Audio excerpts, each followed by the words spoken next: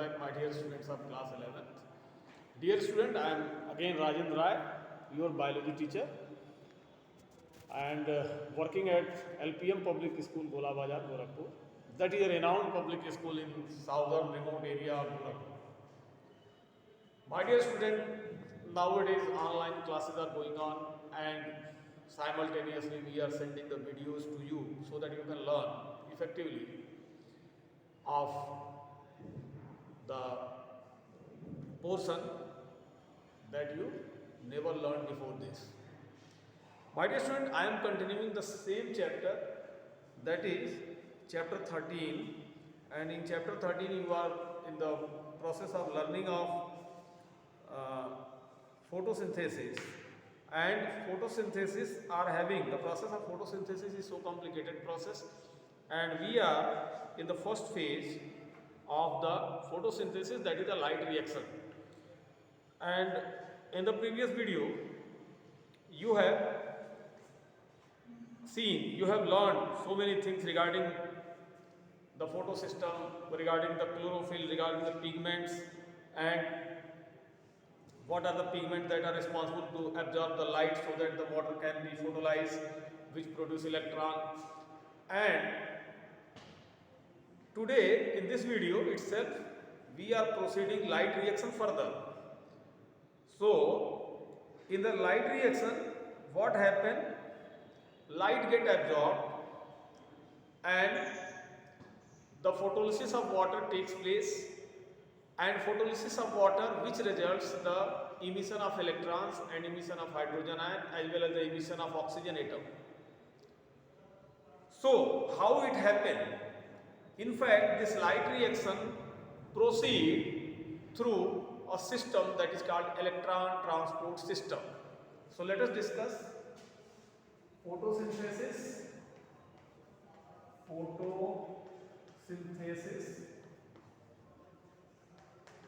light reaction,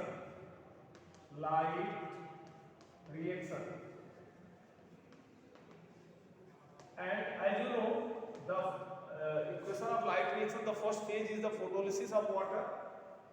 The photolysis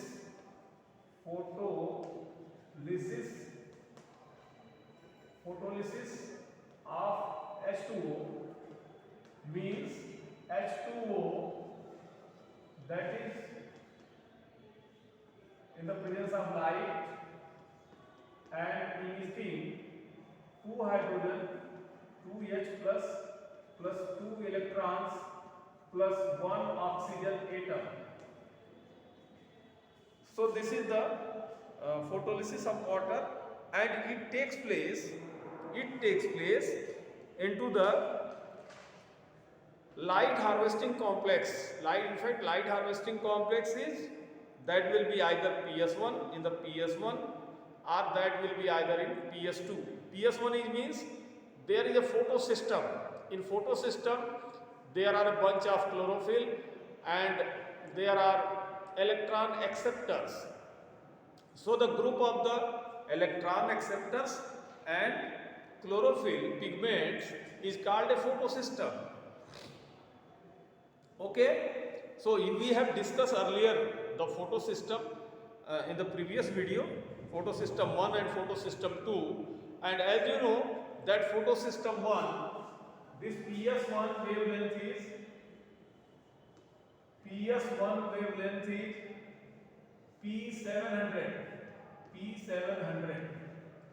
and PS2 wavelength is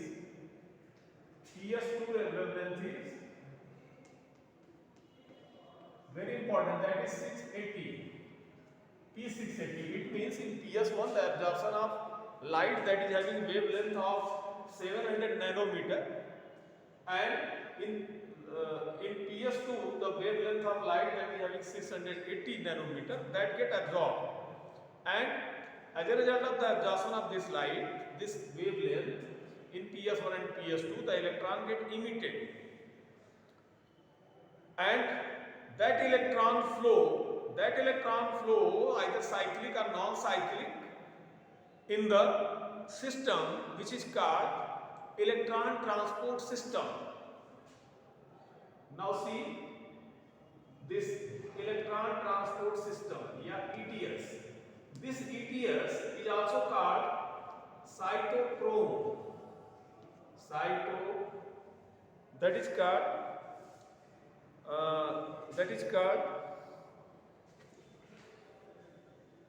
cytochromes.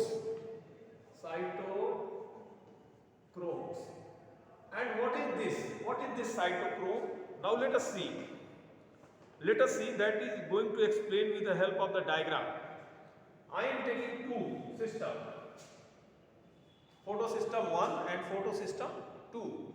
So on the one side, that is photosystem 1. This is the photosystem 1, which is having this means LSC. This is the LSC. LSC means LHC, which is having P700, and this is PS1. This is PS1. This is PS1, and these are the electron acceptors. These are electron acceptors. Electron acceptor. This is the electron acceptor. And in PS2, what is going to happen? Suppose this is the electron acceptor. This is the LHC2, LHC, that is having P680. And this is the electron acceptor.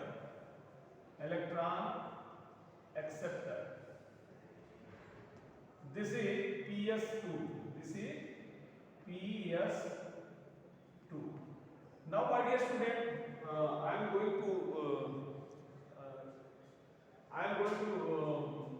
indicate over here that if this is ETS, if this is sun, and sun is emitting its light. Sun is emitting its light where? On the both. If sun is emitting its light like this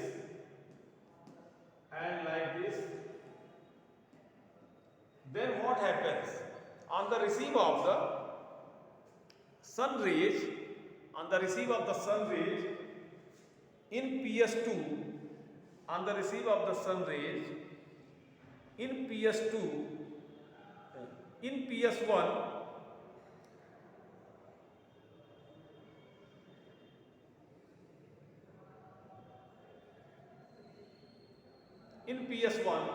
that is 700, then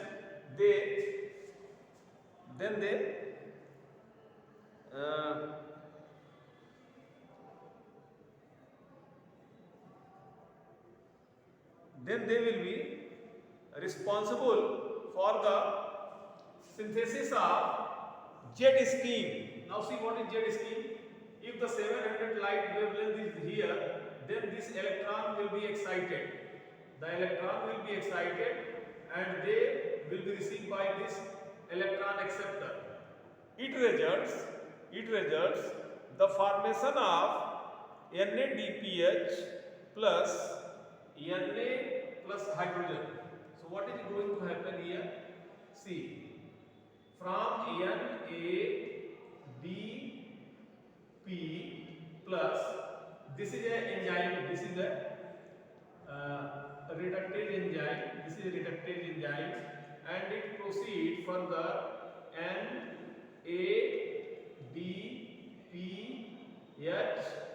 formation of NADPH will take place. So from NADP positive ion, the NADPH will be formed as a result of the electron that is transferring to this, and in the presence of this, it will be formed in PS1.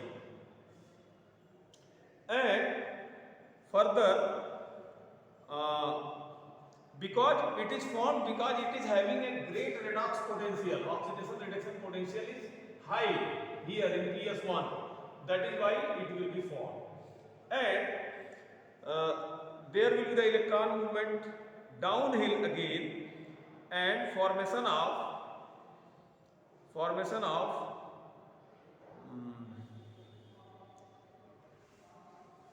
if the electron that will be downhill again, then the formation of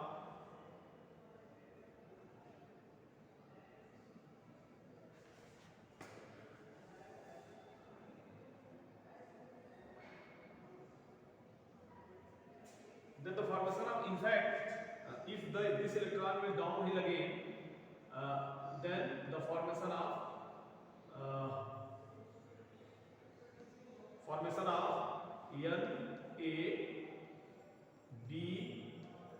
NADPH plus hydrogen ion. If it releases the electron, then the hydrogen ion will be positive, and this is called Z scheme. This is called Z scheme. This is called Z scheme. My dear student, what happened in PS2? See, what happened in PS2? The PS2, it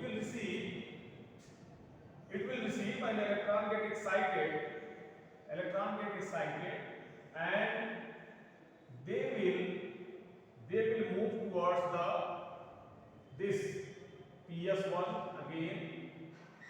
They will move towards the PS1 by ETS. This is the ETS, okay, and they will downhill. They are going downhill. So these electrons going uphill, these electrons going downhill, and it will result the formation of this one. As a result of downhill, the formation of this Z scheme will be there, and as a result of this downhill, the synthesis of energy, that is in the form of ATP. What is happening? ADP plus P, then it is going to synthesis of ATP. So my dear student, this is the process of phosphorylation as well as the formation of NADPH plus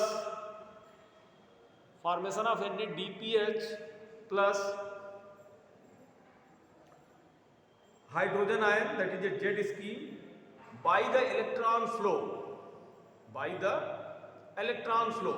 So I hope that you all are understand. Two things are made. Here two things are made. One is the synthesis of ATP and the synthesis of this one and this one. This is the result of this functioning of this PS1 and PS2. Now see next phase, that is the photophosphorylation. What is photophosphorylation? And the photophosphorylation, that you can understand that in this PS2, if the whole thing is running both ATP and ATP, that is forming from the ADP plus phosphate, and the formation of this Z scheme, that is continuing through the electron flows, then this is called non-cyclic photophosphorylation. Non-cyclic photophosphorylation. But in lamella and stroma, there will be the absence of this PS2. In stroma and lamella, जब PS2 नहीं होता है जिसमें, वहाँ पर absent होता है PS2 stroma और लैमेला में, then what will happen? Only the ATP gets synthesized. जहाँ पे ये अवेलेबल नहीं होगा, then what will happen? Because this is the, as you are looking here, that due to the downhill the formation of this NADPH plus NADPH plus H will be formed as a jet scheme, but if in the lamella there will be no presence of, there will be not presence of this PS2, then what happens there? There will be only the formation of this ATP takes place. There will be no formation of this one because क्योंकि वहां पर downhill हो ही नहीं रहा है. Okay, and if energy will be, तो photophosphorylation that will be from the P7 itself, इससे के द्वारा भी हो जाएगा. So जब दोनों प्रक्रिया चलती रहती है, the both simultaneously are going on, then that will be the non-cyclic. But if only the ATP synthesis takes place only in photosystem 1, then that is called non-cyclic photophosphorylation. Non-cyclic photophosphorylation. Non-cyclic photophosphorylation. So photophosphorylation, that is the synthesis of ATP and by the PS1 and PS2 both, and cyclic. This is the cyclic. Sorry, this is the cyclic photophosphorylation when the only ATP is manufactured only in PS1, not in PS2. Because due to absence of PS2, there will be no formation of this NADPH plus HI. So my dear student, this is the electron transport system that is called cytochrome and photophosphorylation in PS1 and PS2. And I hope that this video will be able to explain to you this electron transport system. And now in the next video, you will be able to learn that what will happen further of this ATP and NADPH plus this jet scheme. What will be the further utilization of this ATP and NADPH? Means we will enter into the next cycle, and that cycle will be known as, that cycle we will discuss, that cycle will be the Kelvin cycle. Kelvin cycle we will discuss later, where the utilization of these ATP and NADPH. So bachcho, for today this is enough. I think you have to remember it. This is the light reaction, emission of electron and formation of these complexes, and these complexes will utilize in the next cycle that we will discuss, that will be the Kelvin cycle. Thank you very much for watching this video. Thank you. Good day.